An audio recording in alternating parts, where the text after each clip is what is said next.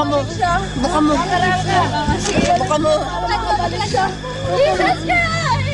Ini si Ma'am, bakit tayo siyang padaanan? Padaanin siya, papadaanin. Padaanin siya. Kami magdadala sa'yo. Kami magdadala sa'yo. Ha? Kami magdadala sa'yo. Tama na po. Oo, ano naman si Ma'am? Pagod na. Pagod na sa atin si Ma'am. Kami magdadala sa'yo. Sinapian mo. Po? Mapi kayo na padaanin. Madadaan. Gagawa tayo. Makakaraan po. Uyay po. Uyay po. Tama na. Kami bahala. Pero bago ako umalis, kinausap ko muna ang picture niya. Sabi ko, Ipong. Sa tatay niya, sabi ko, Manoy, kuya yun. Sabi ko, Pai, tatay namin. Sabi ko, Pai, maawa ka pa sa amin. Tulungan mo kami na maiyahaw si Ipong. Tapos sabi ko, Ipong, tulungan mo rin na sarili para hindi na kami mahirapan. Sumanib sa kanya ito. Walang makinig sa akin eh. Pinagtatawanan pa nila pag sinasabi mo. Sinasabi ko man doon si Kuya Ipong at tinatawanan lang nila ako eh. Andun siya kasi nga sumano siya sa katawan ko. Ayaw kasi nilang makinig eh.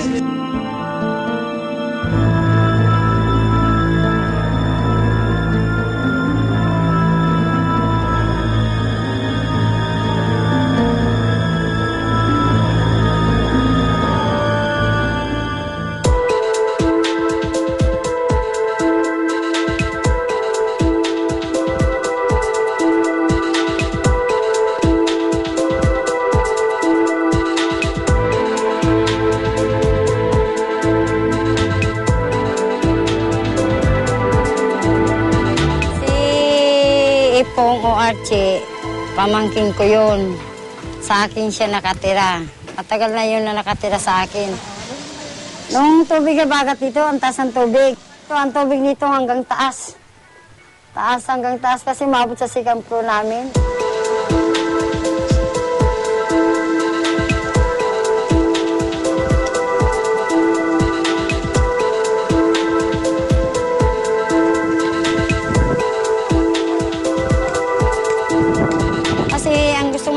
Kapatid ko na tatlo na dumating, umalis na talaga kami. Sabi ko, hindi naman tayo kami ura-urada makalis.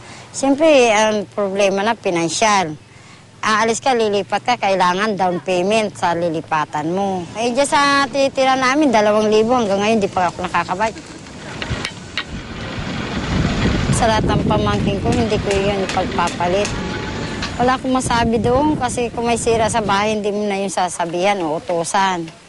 Ano ang kanina, ante, sira ang ganito, bili ka ng pako. Ante, sira, bili ka ng kahoy. Ganun yung pamangkin ko. Saka kahit kailan, hindi ko na ano yun na magsalita na, ante, ayaw ko, ano. Hindi. Sabi ko sa kanya, ay sabi niya, ante, marami na ako nakuha na 2x4, 2x3, kung ano-ano. Sabi ko sa kanya, aanhin natin yan. Sabi ko sa kanya, Ipong, tama na. Sabi ko na, delikado na, huwag ka nang lumabas. Sabi ko, huwag mo nang pabayaan mo na yung mga kahoy. Eh, nagtalikod lang ako, nawala na. Sabi ko, asa na. Maya-maya sumigaw si Aileen dito, na atin dahil kumuha magkano kayo ng rescue. Akala namin kung ano. Yung pamangkin ko raw, tumalong kasama si Mayan. Hindi na daw lumabas yung pamangkin ko, si Ipong. Yan, bahay na yan, niligtas namin. Nilikas namin doon. Pagos kami ng tubig, tapos umikot kami, tumulay kami sa umapa kami sa damo. Punta dito sa bahay.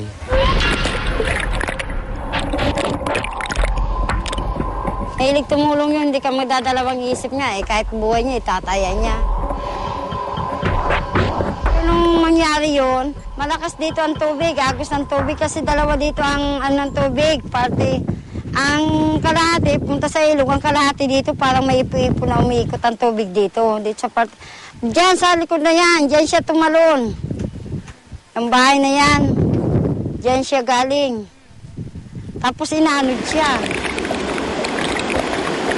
Nung ginagos na kami doon, ang sabi niya, Brad, bitaw. Bumitaw ako. Siya, pero una siya bumitaw. Pag bitaw niya, bitaw rin ako. Sumampa sa saging.